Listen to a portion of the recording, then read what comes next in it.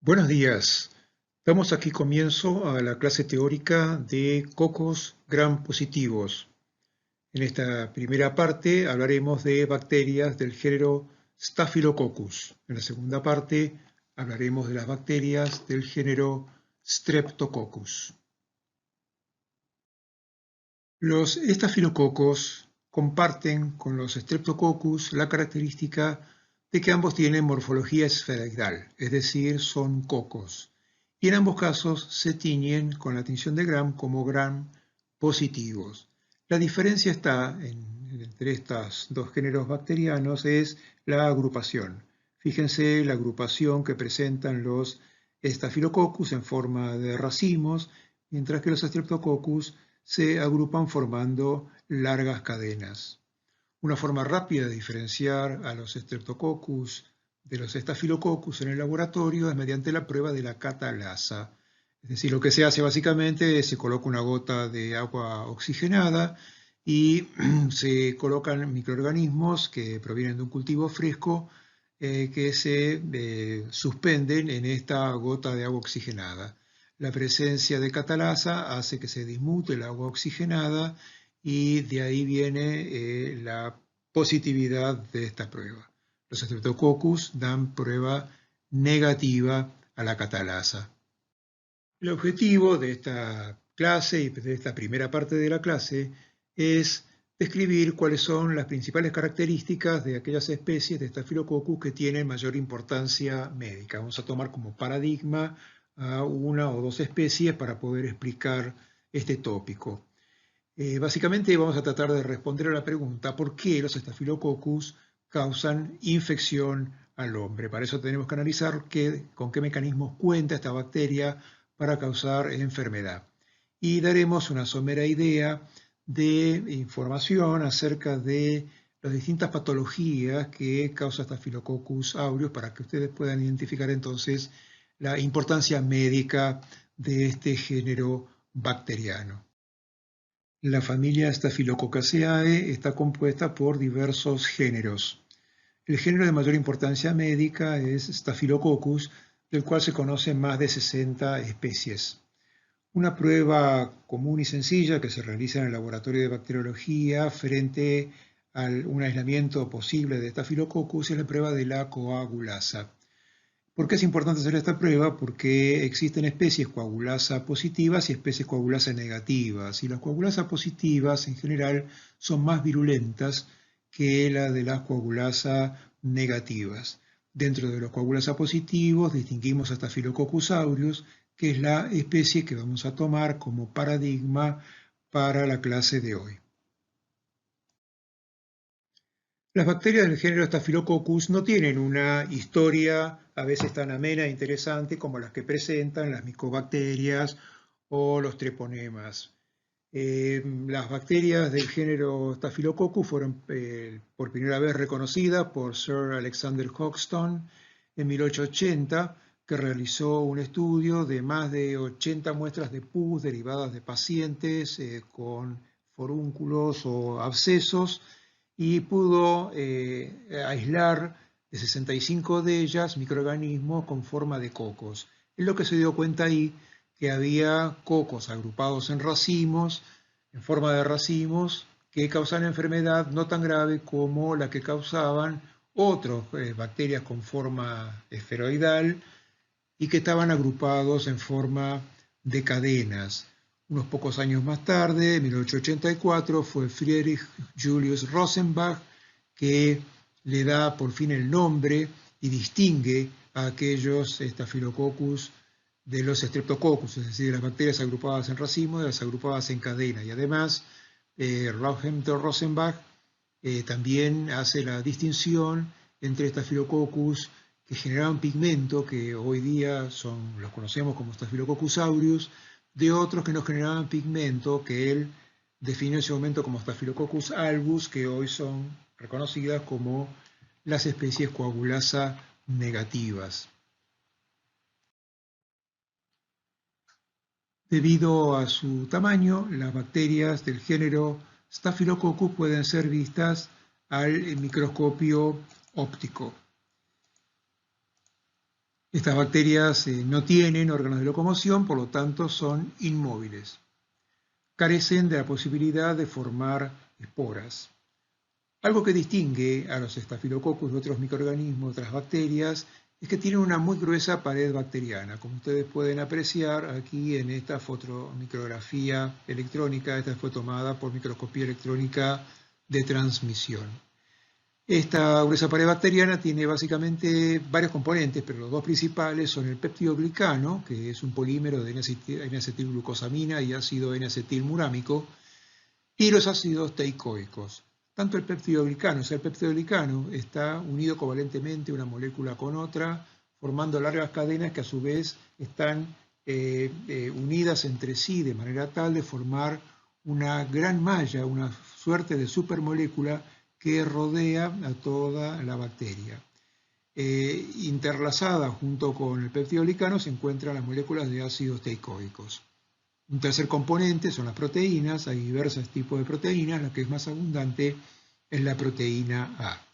Esta gruesa pared, como todas las paredes bacterianas, determina la morfología de la bacteria, es decir, por el grado de entrelazamiento, el tipo de entrelazamiento, la bacteria tiene forma cocoide. Esta gruesa pared protege a la bacteria del shock osmótico, es decir, la presión osmótica es muy alta en el interior. Si no tuviera esta pared, la bacteria literalmente estallaría. Y además, esta pared le provee una alta resistencia a la bacteria de la desecación y otros agentes ambientales. A partir de ahora vamos a centrarnos en el estudio de Staphylococcus de la especie Aureus. Si uno se pregunta dónde puede uno encontrar a los Staphylococcus aureus, va a ver que están distribuidos en prácticamente todo el mundo. La distribución es mundial, es una bacteria ubicua. ¿Por qué? Porque forma parte de la microbiota normal de todos los mamíferos, incluyendo al hombre. Algo que se observa es que la especie Aureus posee diversos clones. Estos clones pueden ser identificados mediante una técnica de secuenciación de locus múltiples que utiliza 7 genes constitutivos o genes housekeeping para definir distintos secuenciotipos. ¿Por qué es importante esto? Porque lo que se puede ver es que hay clones que tienen una distribución geográfica particular, que abarcan zonas o abarcan continentes, están en un sitio y no están en el otro. Y también es importante porque algunos de estos clones tienen una cierta especificidad de especie, es decir, existen clones de Staphylococcus aureus, por ejemplo, que afectan, por ejemplo, a bovinos con mucha importancia, mientras que no afectan tanto al hombre. Y a veces es de alerta ver que una especie que está infectando a los animales puede pasar al hombre y constituir una emergencia epidemiológica. Digamos que Staphylococcus aureus es un miembro transitorio de la microbiota normal. Dentro de nuestra microbiota podemos encontrar a los Staphylococcus en el aparato respiratorio superior, en las fosas nasales, en la región perineal, en las axilas, pliegues cutáneos y vagina, en un número importante, 40-50%, de adultos sin ninguna otra condición de base. Existen algunos individuos, de entre un 10 y un 20%, que están permanentemente colonizados, mientras que el resto de la población está colonizada de manera intermitente, un poco, a veces sí, a veces no. Staphylococcus aureus es una bacteria, es una especie que tiene una alta importancia médica y que puede causar infecciones, tanto a individuos de la comunidad general como a aquellos individuos que se encuentran hospitalizados. Staphylococcus aureus es una bacteria fácilmente cultivable en el laboratorio de bacteriología clínica. Desarrolla formando colonias perfectamente visibles un día después de la siembra. Una particularidad que tiene Staphylococcus aureus es que puede desarrollar en medio hipersalado, lo que ha permitido desarrollar medios de cultivo selectivos. Estas bacterias, desde el punto de vista metabólico, son anaerobias facultativas, es decir, estas bacterias pueden tanto fermentar un azúcar como oxidarlo. De esta manera, en presencia de oxígeno, estas bacterias básicamente respiran, utilizan la cadena respiratoria y como aceptor de electrones al oxígeno, y de esa forma pueden degradar una molécula de glucosa para llevarla a formar eficientemente ATP con producción de agua y dióxido de carbono.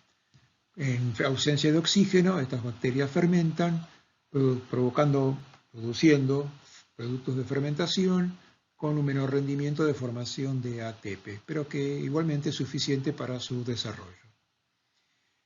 Las colonias de Staphylococcus aureus, cuando ustedes las observan, se van a dar cuenta que son pigmentadas, tienen un color amarillento dorado, lo que le da el nombre a la especie. Cuando las cultivan en agar sangre, van a ver que producen un halo de hemólisis total y completa alrededor de la colonia.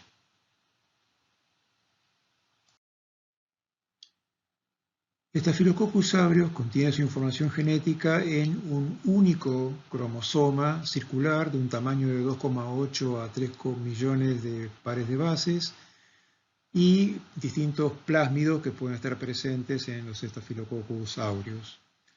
Lo que se está representando aquí en esta línea negra, esta circunferencia negra, es el cromosoma y en distintas regiones que se ven aquí marcadas en verde se encuentran los elementos móviles, como fagos o islas de patogenicidad.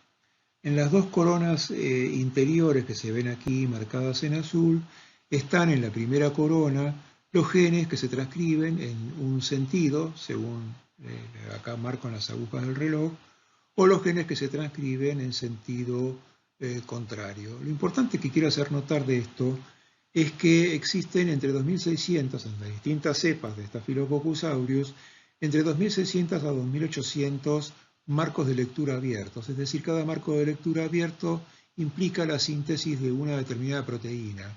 Quiere decir que cada Staphylococcus aureus podría estar sintetizando hasta 2.600 a 2.800 proteínas diferentes.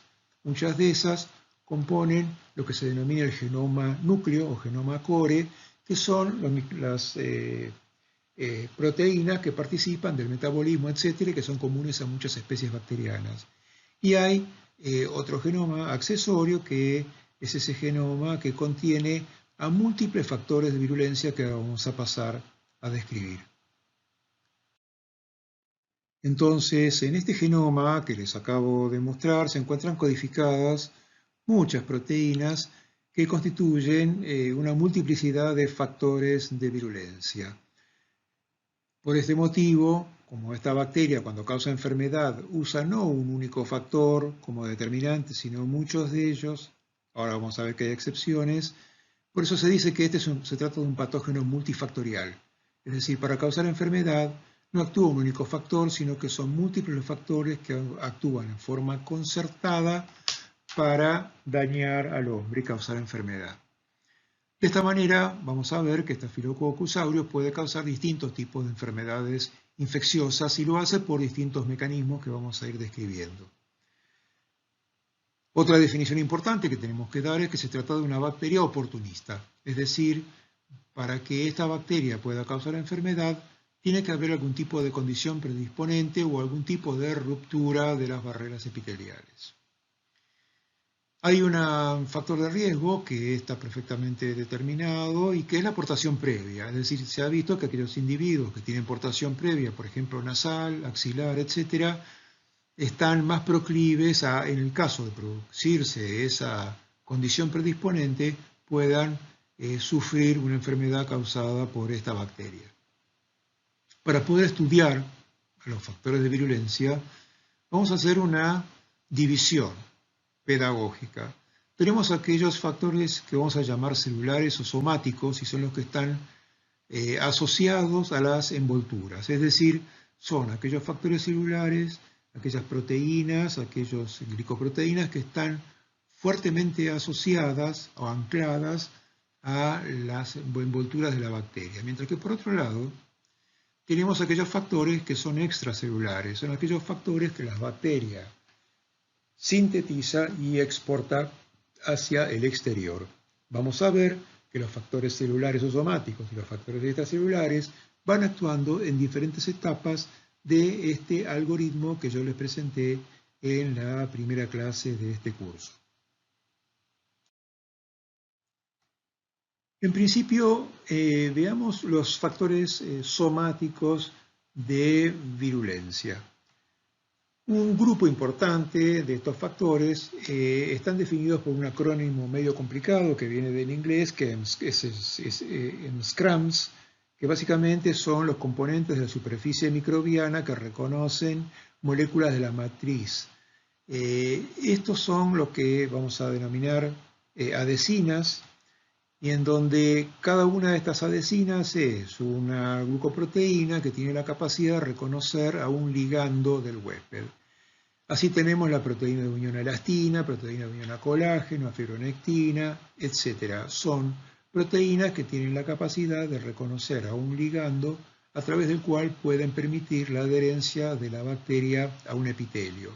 También tenemos a la proteína A, de la cual vamos a seguir hablando un poquito más ahora, y otros factores como el factor de aglutinación o clumping factor, que también tiene participación en la virulencia.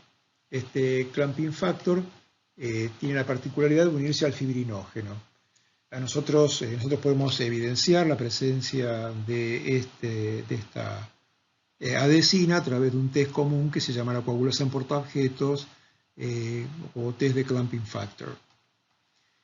Tenemos que decir también que otros factores que están formando parte de la estructura y que tienen actividad son los ácidos lipoteicoicos, que funcionan como PAMP, es decir, como patrón molecular asociado a la patogénesis. Estas PAMP se unen al TLR2, al Toll-like receptor 2, y al CD14. De esta manera, cuando se produce esta interacción receptor-ligando, lo que se dispara es una cadena de señalización que conduce a la producción de citoquinas proinflamatorias. Otra PAMP que tienen los Staphylococcus aureus es la lipoproteína. Esta lipoproteína también se une al TLR2, también disparando la síntesis de citoquinas.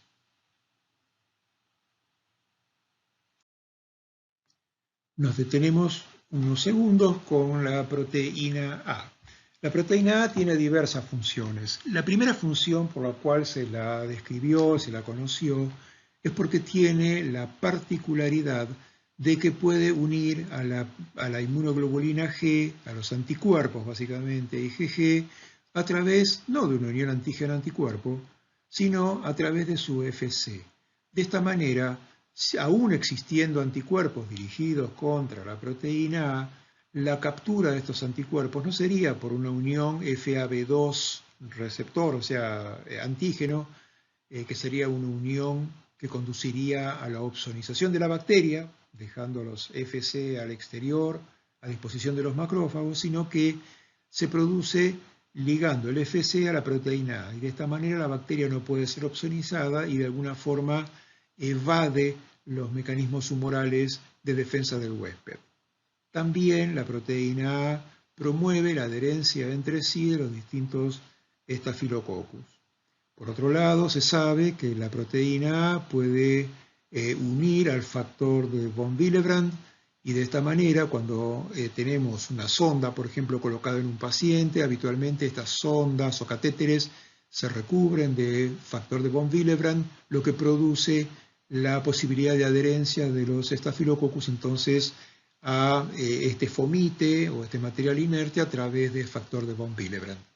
Por otro lado, se sabe que la unión de la IgM, anticuerpos IgM a través de la región BH3 de esta inmunoglobulina, en su interacción con los linfocitos B, dispara apoptosis de los linfocitos B. También es otro mecanismo de evasión.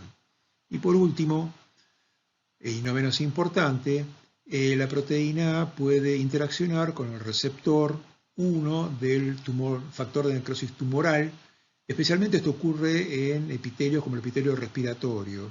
Cuando se produce la unión de la proteína A con el TNFR1, ya sea la proteína formando parte de las envolturas, como también pequeñas cantidades, concentraciones que pueden ser liberadas por Staphylococcus aureus de la proteína A, se produce una cadena de señalización que conduce a la liberación de citoquinas proinflamatorias. Como se ve, la proteína A, que en principio solamente parecía trabajar o funcionar en la evasión de la respuesta inmunohumoral, tiene muchas más funciones y que hacen que esta proteína participe en distintas etapas de la patogénesis.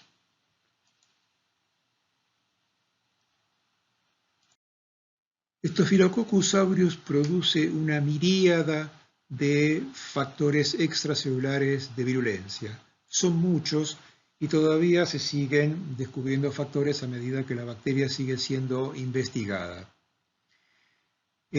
Algunos de los factores son fácilmente reconocibles porque son enzimas, exoenzimas, que degradan un sustrato específico. De esta manera, la hialuronidasa degrada ácido hialurónico, la lipasa degrada lípidos, DNA, es sin de DNA, las fosfolipasas de los fosfolípidos, proteasas, proteínas, etc. Ya hablamos de la catalasa, que es la que dismuta el agua oxigenada.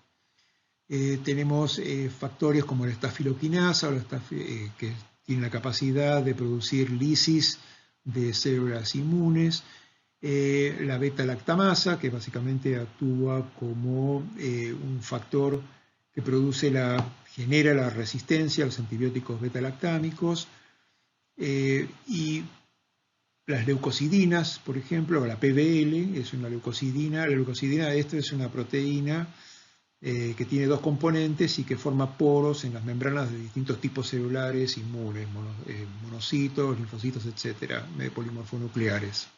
Y por último, las hemolicinas. Las hemolicinas tienen la capacidad de lisar hematíes y otras células inmunes. Dentro de estos tenemos la hemolicina, son 4 hemolicinas, las reconocidas, la alfa, la beta, gamma y delta, que a través de distintos mecanismos pueden dañar, como les digo, distintos tipos celulares. La alfa forma poros en la membrana, la beta es una esfingomielinasa que degrada entonces las membranas eucariotas, la gamma hemolicina tiene actividad detergente, es decir, tensioactiva, y la gamma hemolicina es una lisina de 2 componentes que actúa de forma más o menos semejante a lo que es la PBL. Por último, también vamos a decir que dentro de lo que libera Staphylococcus aureus al medio son los sideroforos. Los sideroforos son pequeñas moléculas que captan hierro y una vez que el sideroforo se unió al hierro, este complejo es reconocido de vuelta por Staphylococcus y lo puede reincorporar de manera tal de esa manera de capturar el hierro. Y de esta manera la bacteria cuenta entonces con el suministro de hierro que necesita para su desarrollo. Todos estos factores, no necesariamente todos los Staphylococcus aureus tienen absolutamente todos los factores. Puede pasar que en algún caso falte algún gen o que el gen esté afectado, esté mutado y por lo tanto alguno de estos factores pueda no estar presente. Pero la sumatoria de todos los factores que están presentes son los que están produciendo la posibilidad de que esta bacteria entonces cause daño al huésped. Debemos hacer mención a 2 particularidades de Staphylococcus aureus, que es uno, la formación de cápsula a través de su polisacárido capsular y la formación de biopelícula.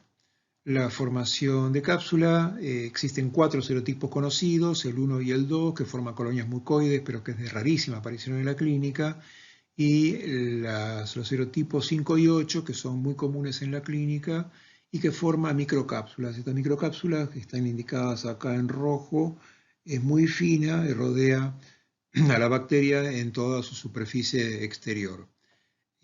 Básicamente se trata de un operón, que es el operón CAP, que tiene 16 genes que se transcriben. Hay 11 que son esenciales para la producción de cápsulas, se generan los respectivos mensajeros, síntesis de proteínas. Estas proteínas son las enzimas que van a sintetizar y ensamblar este polisacárido capsular. Algo interesante, bueno, es que esta cápsula es antifagocítica y algo que hemos descubierto en nuestro laboratorio, que ha sido aceptado mundialmente, es que la pérdida de la expresión de cápsulas se asocia a la cronicidad de la infección. Por otro lado, Staphylococcus aureus es capaz de formar biopelícula.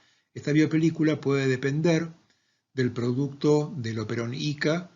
El operón ICA son 4 genes que están generando las enzimas que sintetizan la interadesina polisacarídica, del acrónimo PIA.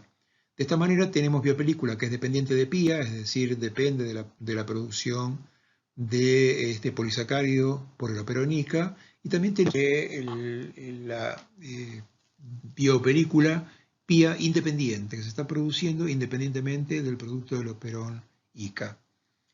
Básicamente la importancia de esto es que protege a la bacteria del ataque de los antibióticos y le proporciona la capacidad de adherencia a materiales inertes. La tendencia que uno tiene a pensar es que cuando una bacteria tiene un genoma, que el genoma pareciera que es algo rígido, pero ya han escuchado en una clase anterior, cuando se habla de la genética, del contenido genético de una bacteria. Primero, no todas las bacterias contienen absolutamente todos los genes que se conocen para la especie. Es decir, puede estar faltando algún gen de virulencia y puede ser también que, aún estando presente el gen, pueda estar inactivado por mutación. No obstante eso, como se trata acá de un patógeno multifactorial, bueno, es posible que igualmente exista un suficiente número de factores de virulencia para que la bacteria pueda causar una determinada patología. Pero a todo esto hay que sumar otra cosa muy importante, que es que la bacteria es capaz de regular la expresión de factores de virulencia de acuerdo al medio en que se encuentre y a las condiciones bajo las cuales la bacteria está sometida. Staphylococcus aureus, en principio, como paradigma, tiene un exquisito sistema regulatorio en donde participan diversos sistemas. Uno de los sistemas más conocidos, más estudiados y quizás el más importante es el sistema de AGR, es el sistema global del regulatorio que funciona por un mecanismo de quorum sensing, es decir, existe un autoinductor y otros genes que están involucrados para el reconocimiento de este autoinductor. Se conocen 4 tipos de AGR, el 1, el 2, el 3 y el 4. Este no es el único de los sistemas. Existen otros más que están todos interconectados y funcionan todos concertadamente. Hay sistemas de 2 componentes y hay otros diversos factores transcripcionales. Realmente todo el mecanismo regulatorio es sumamente complejo. Pero les quiero hacer un ejemplo, les quiero dar un ejemplo que es que el sistema AGR, cuando el sistema no está activado, en general el microorganismo, la tendencia que tiene, lo que va a hacer, es generar proteínas propias del soma bacteriano. Es decir, la bacteria se va a replicar libremente y va a generar proteínas de las envolturas, con proteína A, adhesinas, etc. Entonces, veamos este ejemplo. Si ustedes tienen un microorganismo y lo tienen en la fase de latencia, el microorganismo está acomodando todo su sistema bioenergético y bioenzimático para el medio en que se encuentra. Una vez que equilibró la producción de todas sus proteínas, comienza a desarrollar en lo que se denomina la fase logarítmica. Cuando la bacteria está en fase logarítmica, la concentración de los autoinductores es bajísima, entonces el sistema AGR se encuentra no activado. La bacteria crece de forma exponencial en fase logarítmica.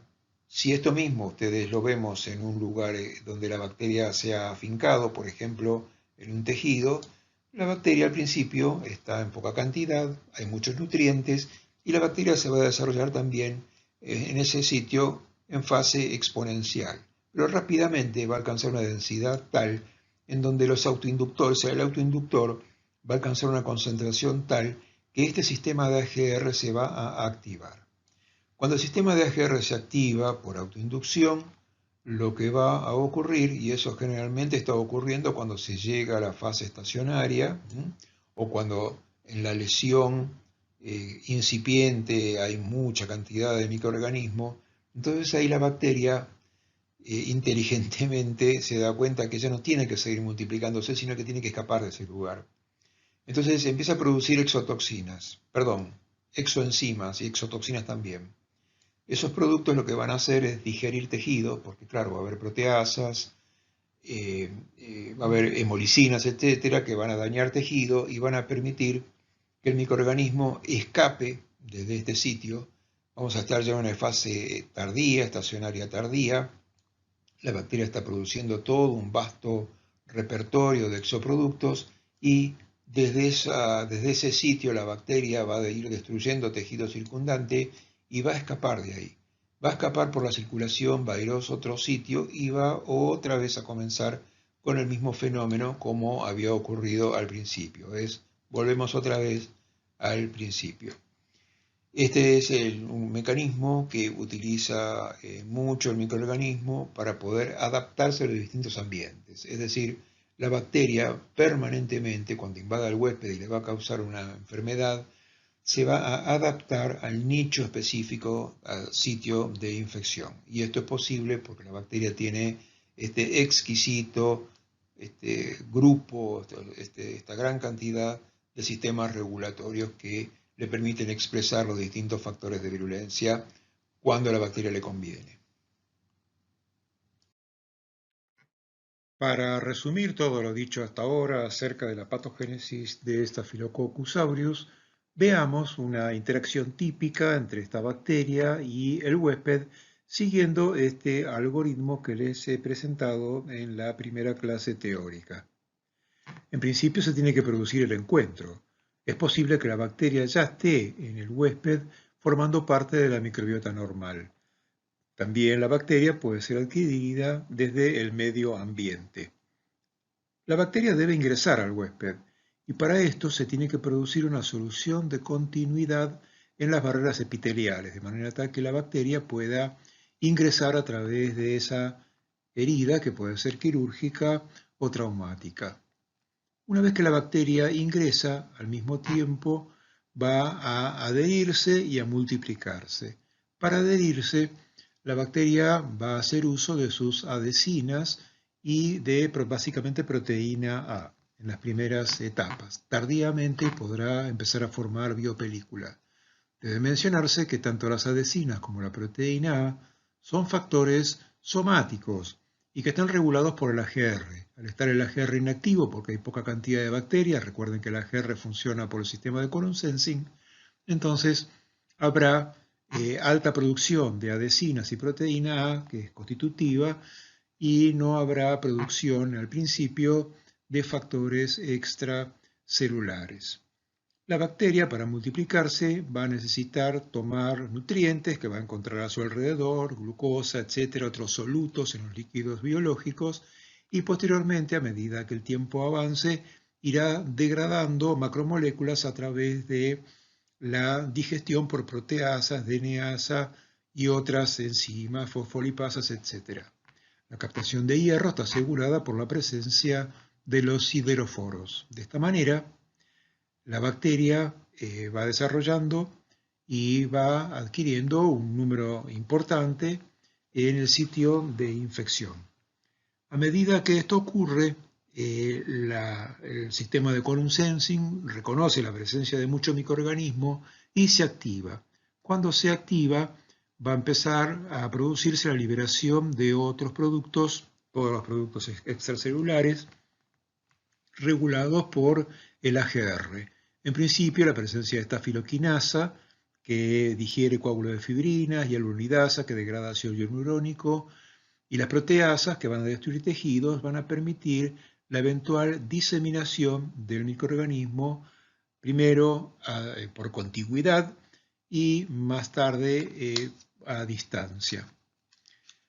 Al mismo tiempo que se está produciendo la activación del AGR, empiezan a aparecer entonces todas las hemolicinas, la leucocidina de Panton-Valentine, proteasas, fosfolipasas y todos los otros factores extracelulares que hemos mencionado anteriormente. Y todo esto a lo que lleva es a la generación de daño.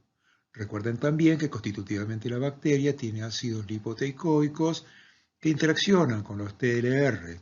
Esto dispara señales intracelulares en las células inmunes en la zona de infección, que empiezan a producir citoquinas proinflamatorias, pero básicamente producen mucha interleuquina 8. Esta interleuquina 8 es la que produce la migración masiva de leucocitos polimorfonucleares y hacen a esta lesión purulenta. Al mismo tiempo que todo esto está ocurriendo, la bacteria se defiende de los mecanismos de defensa del huésped. Tiene, ya hemos visto, distintos factores que participan de la evasión. La acción oxidativa de los neutrófilos puede ser evadida por la acción de catalasa, y en el caso de la respuesta inmune, en caso de que ya aparezcan anticuerpos, va a ser evadida por acción de la proteína A. Algo que debe mencionarse es que la bacteria ya en este momento también, seguramente si es una bacteria si es capsulada, va a estar produciendo cápsula, ya puede estar produciendo biopelícula, con lo cual se está también defendiendo con estos factores del ataque de las defensas inmunes del huésped. La bacteria además, a medida que pasa el tiempo, encuentra otros mecanismos también para establecerse ya más firmemente, y uno de ellos es el ingreso al medio intracelular. La bacteria esta Staphylococcus aureus, puede hacerse intracelular y por acción de hemolicina alfa escapa desde los fagosomas al medio intracelular, donde permanece. Ahí, dentro del medio intracelular, ese medio es pobre en nutrientes y entonces la bacteria sufre una adaptación metabólica, baja su metabolismo y puede formar lo que se denominan variantes puntiformes, que son formas que le permiten a la bacteria desarrollarse muy lentamente y permanecer mucho tiempo. Y estas variantes, como se replican muy lentamente, también resisten el ataque de algunos antibióticos. En el largo plazo, ya estamos hablando de meses, hay infecciones por Staphylococcus aureus que la bacteria puede infectar hasta por años. Se pueden llegar a producir mutaciones que reducen la virulencia, mutaciones por ejemplo en el sistema AGR, y que reducen la virulencia de la bacteria. Esto es lo que garantiza es la infección crónica.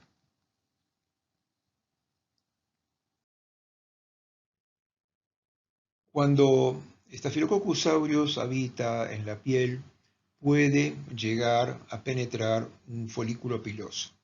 Cuando penetra a un folículo pinoso y alcanza la raíz del pelo, la presencia de factores de virulencia, como los ácidos teicoicos y el mismo peptidoglicano, y eso va a impactar sobre células que se encuentran en la base de este folículo piloso. Estamos hablando de células dendríticas o macrófagos tisulares.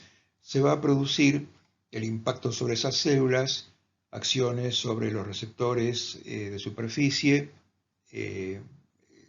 y consecuentemente se va a producir la señalización intracelular, producción de citoquinas proinflamatorias, pero básicamente quimioquinas. Y aquí importa las quimiotactinas, como por ejemplo interleuquina 8. Esto lo que va a hacer, lo que va a producir es un gran aflujo de leucocitos polimorfonucleares que van a invadir prácticamente todo lo que es el folículo piloso, va a terminar destruyéndolo y provocando una gran masa que se va a acumular de células que se van a ir destruyendo por acción propia, porque se van destruyendo unas a otras, con formación de una masa que vamos a denominar purulenta, porque justamente es pus. Este pus proviene entonces de los detritus celulares, liberación de ADN que espesa la secreción, más producción de fibrina a partir de fibrinógeno que trasuda, justamente que viene de la circulación, y todo ello conforma toda una masa que como unidad única, digamos, es una infección de un folículo. Es ese típico barrito o granito que teníamos en la pubertad, cuando éramos jóvenes, ese barrito blanco. cuando ustedes tienen no solamente un evento, un folículo infectado, sino que esto se da en la piel en forma repetida y manifiesta, entonces ya se entra en un cuadro patológico que es la foliculitis. Esto que les acabo de decir y lo que sería un folículo infectado sería la lesión mínima, que de menor tamaño, que puede producir un Staphylococcus aureus y que vamos a denominar absceso. Estos abscesos, estas concentraciones de pus que se producen en un punto, pueden estar ubicadas en diversos lugares y pueden tener distintos tamaños. Podemos tener abscesos palpebrales, podemos tener abscesos dorsales. Los abscesos pueden estar, como les digo, ubicados en cualquier parte del cuerpo y pueden tener no una conformación única de un punto único tipo pequeña bolsa, sino que pueden estar ubicados, como por ejemplo acá en la región periungueal. Otra patología que causa Staphylococcus aureus a través de una suma de factores de virulencia es el impétigo. En el impétigo lo que van a ver son, ustedes en la piel se van a producir lesiones ampollares con líquido, y estas lesiones ampollares por último pueden terminar reventando de alguna manera y generando otras lesiones de piso hemorrágico y piso negro.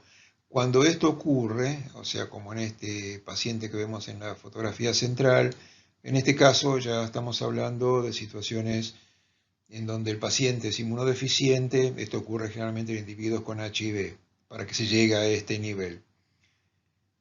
Este tipo de lesiones oscuras, algunos autores las llaman lesiones antracoides. Por favor, no confundir lo que es una lesión antracoide producida por Staphylococcus aureus con una enfermedad que es completamente distinta, que es el anthrax o carbunclo, y que no tiene nada que ver con Staphylococcus aureus, sino que es una enfermedad producida por Bacillus anthracis. También las infecciones de mucosas pueden estar dadas por activa secreción sin que uno tenga necesariamente un absceso, como pasa con las conjuntivitis. Lo que hemos visto hasta ahora básicamente son las infecciones de piel y partes blandas y infecciones superficiales, pero a partir de una puerta de ingreso, de una lesión primaria, pueden producirse diseminación profunda del microorganismo. De esta manera tenemos las endocarditis y las septicemias, que generalmente están asociadas a la presencia de catéteres endovenosos. Luego tenemos las neumonías, neumonías por vía descendente. En el caso de las hospitalarias, generalmente están debidas a la presencia de la intubación, es decir, asistencia respiratoria mecánica, que es una condición predisponente para la neumonía por vía descendente. En general, en la comunidad general, las neumonías más comunes se dan por aspiración. Esto generalmente ocurre en individuos que están alcoholizados, que generalmente la intoxicación etílica conduce a pérdida del reflejo de la deglución, y generalmente los individuos muchas veces aspiran secreciones o aspiran vómito, y de ahí viene la contaminación de la vía aérea profunda. De ahí vienen estas neumonías por aspiración. También en la edad muy avanzada, cuando falla el reflejo de la deglución, también se pueden producir entonces las neumonías por aspiración de secreción, especialmente salivar. Las artritis sépticas también pueden ocurrir por vía hematógena, las osteomielitis y la formación de abscesos en órganos profundos a todo nivel, abscesos renales, etcétera, etcétera. Por otro lado, puede haber infecciones cuando directamente se rompe la barrera cutánea y la bacteria puede entonces ingresar por allí al medio interno. De esta manera, seguido a trauma o a cirugía ortopédica, contamos con las osteomielitis y las artritis sépticas. El advenimiento de las nuevas metodologías de implantes protésicos han hecho maravillas y han hecho que un individuo que de otra manera hubiera quedado postrado de por vida en una silla de ruedas luego, a través de estos mecanismos, pueda recuperar la movilidad y la calidad de vida. Pero digamos que entre 1,5 a 2% de los procedimientos ortopédicos, protésicos, van asociados a infección. Y de estas infecciones, un 75-70% de ellas son causadas por Staphylococcus aureus. Y lo que se ha observado es que cuando Staphylococcus aureus causa estas infecciones, son muy, pero muy difíciles de erradicar. Cuando desaparece la barrera cutánea, por ejemplo, por quemadura, se ve que uno de los primeros microorganismos que infectan es Staphylococcus aureus, ¿no? Ahí es donde uno nota, por ejemplo, que la presencia previa de Staphylococcus aureus en la microbiota normal es la condición de riesgo necesaria para que se produzca la infección por Staphylococcus aureus en quemados. Cualquier otra herida quirúrgica o herida expuesta provocada por trauma también es una puerta de entrada para los microorganismos, para Staphylococcus aureus y para la diseminación a otros órganos. Dejamos para lo último dos patologías, dos enfermedades, o sea, dos infecciones, una debida a la presencia de la bacteria en el huésped, de la generación del shock tóxico, y otro es el síndrome de la piel descaldada. Y por otro lado también tenemos otra enfermedad en donde no hay infección, sino que lo que hay es intoxicación alimentaria por ingestión del alimento preformado, que vamos a ver a continuación. Dejamos para lo último otros factores que son algo más que factores de virulencia, ahora se va a dar cuenta por qué. Dentro de estos factores tenemos las exfoliatinas, son dos, A y B, la toxina del síndrome de shock tóxico 1 o TSST1 y las enterotoxinas. En primer lugar, digamos que las enterotoxinas no tienen relevancia en una infección por Staphylococcus, sino que lo que está causando acá Staphylococcus es una intoxicación alimentaria. La bacteria desarrolla un alimento contaminado y mal conservado, y lo que el individuo sufre es una intoxicación por consumir un alimento contaminado. De las enterotoxinas ingresan, son termoestables, o sea que por eso pueden resistir la cocción. Ingresan, actúan sobre el epitelio gástrico y sobre el epitelio duodenal proximal y pueden actuar de dos maneras. Por un lado, pueden interaccionar con las terminales vagales en el duodeno y estimular el centro del vómito. De esta manera, a través de este mecanismo, los individuos sufren vómitos y náuseas que se producen entre 4, 6, 8 horas después de la ingestión del alimento contaminado. Pero por otro lado también, la toxina puede producirse por transitosis, pasar, atravesar el epitelio y llegar a estimular receptores en células dendríticas y macrófagos tisulares, con lo cual se produce la liberación de citoquinas proinflamatorias y puede haber un proceso inflamatorio localizado. Esto podría llegar a producir, porque no todas lo producen, podría llegar a producir diarrea. Si esta diarrea fuera suficientemente severa, podría llegar a haber deshidratación. También la presencia de estas enterotoxinas en el medio interno tienen otra importancia, que también actúan como superantígenos. Y por actuar como superantígenos es que también pueden tener consecuencias sistémicas. Vamos ahora a hablar de estas otras dos, las exfoliatinas A y B y la TSST1. Las exfoliatinas, que son dos, A y B, son responsables de una enfermedad que se reconoce como la enfermedad de Richter o síndrome de la piel escaldada. Estas toxinas son producidas por Staphylococcus aureus que ha sido adquirido por este neonato en las primeras horas de vida, probablemente a partir de la mamá. Este Staphylococcus aureus está colonizando y produciendo la toxina que es absorbida y es la que llega a las regiones epiteliales y produce descamación de la piel por la actividad de proteasa que tiene esta toxina. Básicamente el sustrato para esta toxina es una proteína que es la de desmogleína 1. La desmogleína 1 es la que contribuye a la formación de los desmosomas, que son estas estructuras que permiten a las células estar epiteliales fuertemente ensambladas una con otra y que permiten la integridad del epitelio. Cuando se produce la acantólisis, es decir, se produce la separación de los desmosomas por acción de esta toxina epidermolítica, se desorganiza el epitelio y se produce la descamación. La forma en que se manifiesta la enfermedad es sumamente parecida a lo que ocurre en la piel cuando se produce una quemadura de primer grado causada por agua hirviente. Si alguna vez han visto este tipo de quemaduras, son muy parecidas a lo que muestran estas dos fotografías de estos niños, de este niño con enfermedad de Ritter.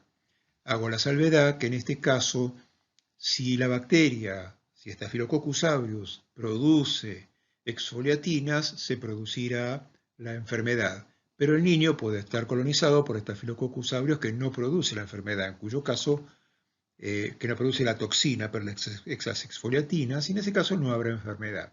Quiero recalcar entonces acá que las exfoliatinas se están comportando ya no como un factor de virulencia, sino como un determinante de patogenicidad. Es decir, para que pueda haber enfermedad de Ritter, para que pueda haber síndrome de la piel escaldada, tiene que estar presente la exfoliatina. Si no está la exfoliatina A o B, no hay enfermedad de Ritter.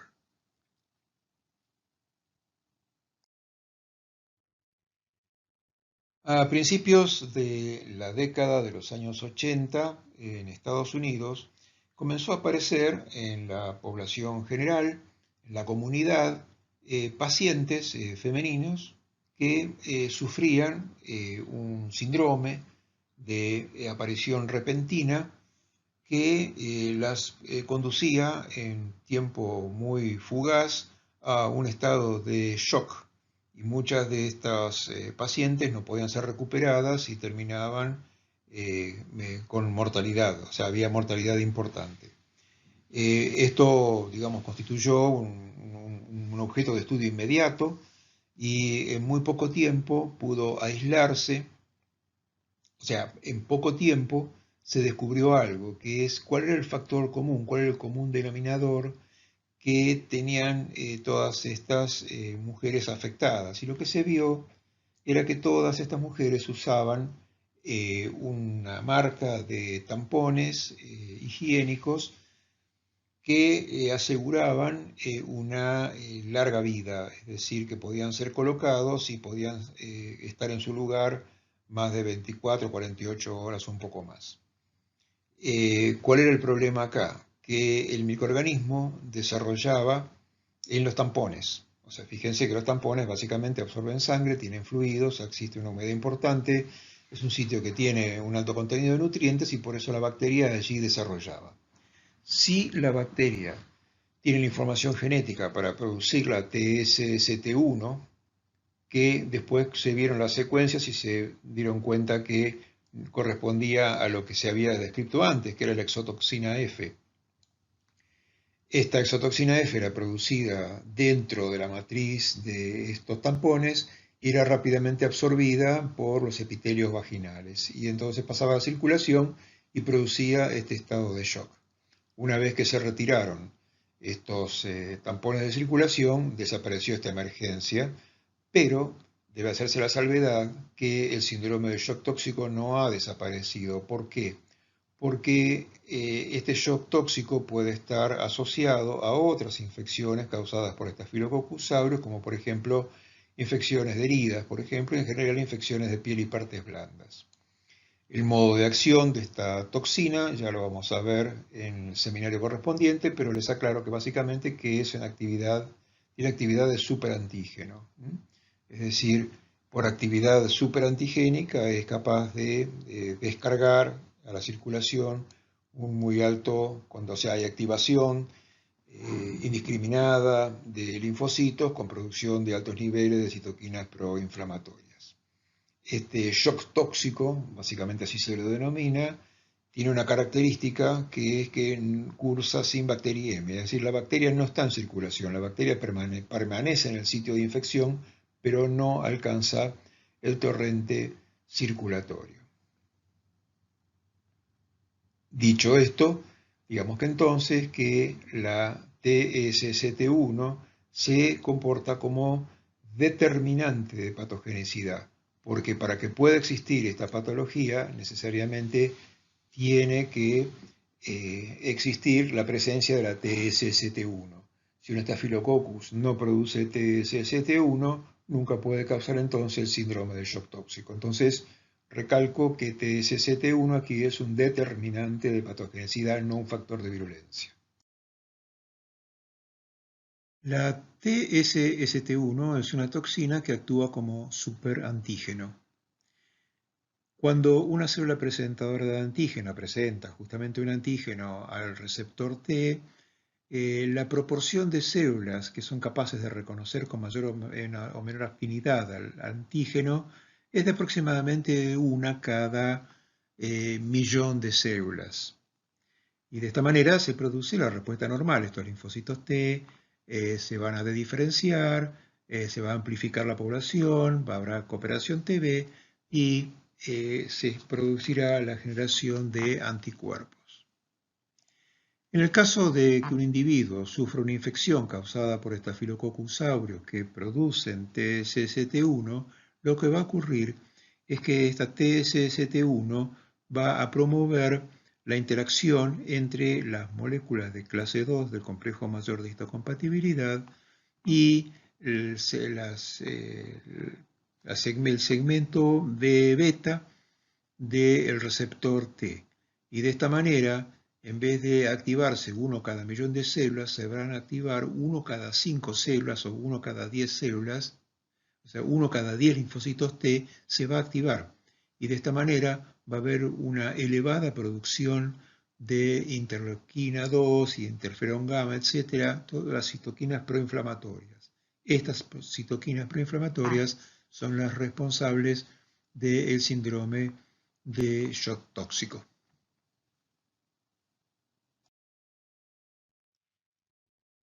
Staphylococcus aureus es una amenaza para la salud pública porque no solo causa la enfermedad, sino que además pone problemas al momento de poder lidiar con ella. Es decir, para el tratamiento, esta bacteria pone problemas a la salud pública. ¿Por qué? Porque uno de los problemas es la emergencia de resistencia a los antibióticos.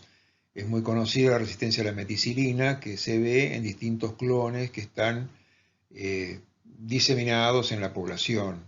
Nosotros en Argentina, dentro de los clones meticilino resistentes, tenemos al clon pediátrico, que son básicamente eran, hasta hace ya muy poco tiempo, eran del secuenciotipo 5, ya se está viendo que hay un secuenciotipo 30 que está siendo prevalente en nuestro medio, el clon cordobés y el clon brasilero. Dentro de estos clones prevalentes se ha visto que antes uno atribuía esta prevalencia de la meticilina resistencia a la presencia de la bacteria en los hospitales, porque es el sitio donde primariamente se utilizan los antibióticos y en donde en el ambiente puede quedar el microorganismo. Pero también se ha visto que, por ejemplo, el CT30, o sea, clon pediátrico, también se ve que están individuos de la comunidad causando infecciones a veces graves de piel y partes blandas. Por si esto fuera poco, o sea, por si la resistencia a la meticilina ya no fuera un problema, también se ha visto que han aparecido cepas que son resistentes a la vancomicina, algunas en forma total y otras en forma relativamente parcial, pero que ponen un problema serio porque cuando las infecciones por Staphylococcus aureus son refractarias al tratamiento, generalmente la única posibilidad de tratamiento era la vancomicina, y si esto también va a fallar, bueno, pues estamos en problemas. Habiendo comprendido por qué Staphylococcus aureus como patógeno multifactorial causa enfermedad del hombre, va a ser fácil comprender por qué los Staphylococcus coagulasa negativos también causan enfermedad, pero son menos virulentos. Primero veamos que el genoma de los Staphylococcus coagulasa negativos es un poco más pequeño que el de Staphylococcus aureus y tiene nada más que 2,5 a 2,6 millones de pares de bases. De esta manera, entonces, obviamente, a los coagulasa negativos les faltan factores de virulencia que sí tiene Staphylococcus aureus. De esta manera, entonces, los coagulas negativos son un poco menos virulentos. Al igual que áureos, los Staphylococcus coagulasa negativos forman parte de la microbiota normal del hombre y también como áureos son oportunistas. Digamos que los Staphylococcus coagulasa negativos son patógenos hospitalarios relativamente modernos. Las infecciones por estas bacterias se empezaron a describir con mayor frecuencia a partir de la segunda mitad del siglo XX y se asocian básicamente al avance de procedimientos que son muy novedosos, que son muy necesarios, que salvan vidas, pero que se asocian a mayor invasividad en los procedimientos, es decir, presencia de catéteres, prótesis y otro tipo de dispositivos que se colocan permanentemente en los individuos y que provocan, o sea, suministran una superficie de adherencia a la bacteria desde la cual la bacteria también puede después diseminarse posteriormente por el resto del organismo. Las especies de coagulasa negativos más frecuentes son Staphylococcus epidermidis y Staphylococcus saprophyticus.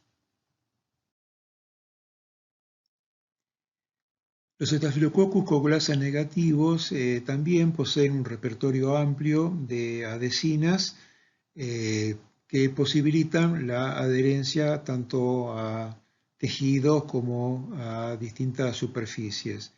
Se distingue la presencia del operón ICA, que es el que produce también como en Staphylococcus aureus, la adhesina polisacárida o la interadhesina polisacarídica, y esto es mediante también el mecanismo regulatorio que también posee Staphylococcus coagulasa negativos, la producción de los componentes que van a generar la formación de biopelícula, que básicamente es lo más importante que tiene como factores de virulencia los Staphylococcus epidermidis.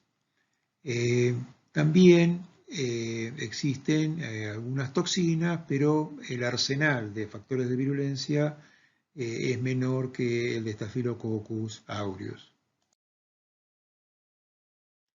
La formación de la biopelícula comienza con la adherencia inicial de la bacteria a una superficie.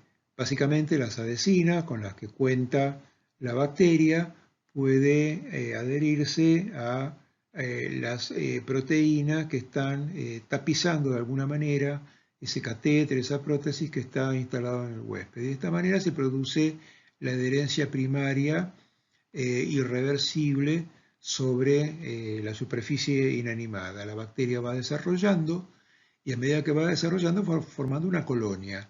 Va formando esta adhesina, este polisacárido, este pía, que va a permitir que la bacteria vaya formando una colonia que va creciendo en tamaño.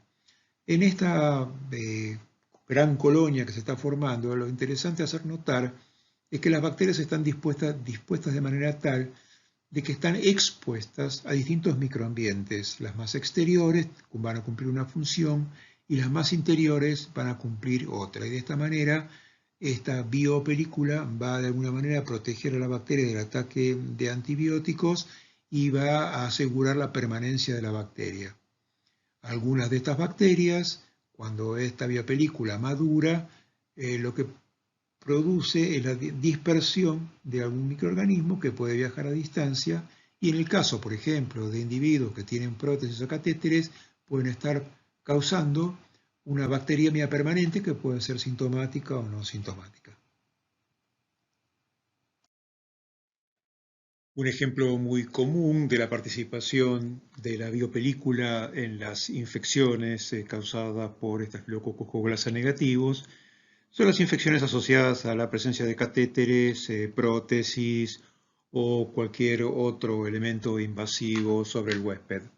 Inicialmente las bacterias pueden ser arrastradas en el momento de la introducción, por ejemplo, del catéter, y estas bacterias se fijan inicialmente por fuerzas de Van der Waals a la superficie del catéter, pero posteriormente esta bacteria fuertemente adherida entonces al catéter comienza a producir la interadesina polisacarídica, polisacaridiopía, y también puede formar esta biopelícula no solamente por la presencia de pía, sino también por la formación de biopelícula pía independiente. De esta manera se coloniza la punta del catéter y desde aquí la bacteria puede migrar, puede ser desprendida y viajar a la circulación. Que esté colonizada la punta del catéter no significa necesariamente que el individuo esté sufriendo una infección, pero puede haber una bacteriemia que está producida por las bacterias que migran desde este catéter. Eventualmente esta bacteria puede migrar a distancia, radicarse en otro órgano y causar otro tipo de infecciones, como por ejemplo endocarditis.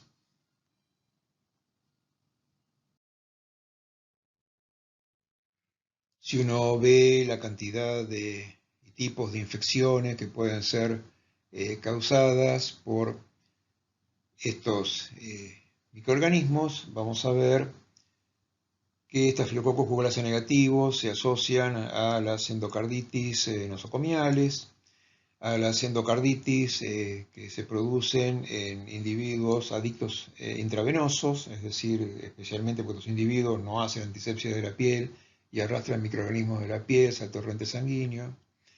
Esto también puede haber infecciones meningias en individuos hidrocefálicos que tienen colocadas una válvula para regular la presión del líquido cefalorraquídeo. Y se ha visto también que estos estafilococos coagulase negativos aparecen en infecciones urinarias. Básicamente se ve que Staphylococcus saprophyticus aparece en infecciones en mujeres jóvenes de la comunidad, básicamente sexualmente activas, y epidermidis, Staphylococcus epidermidis, se da con frecuencia en individuos hospitalizados, justamente por la presencia de sondas. También, en el caso de las osteomielitis, la presencia de una prótesis ósea también es condición predisponente para las infecciones por Staphylococcus coagulasa negativos. Acá damos finalizada la parte 1 de esta clase. Los invito a continuar con la parte 2, Streptococcus.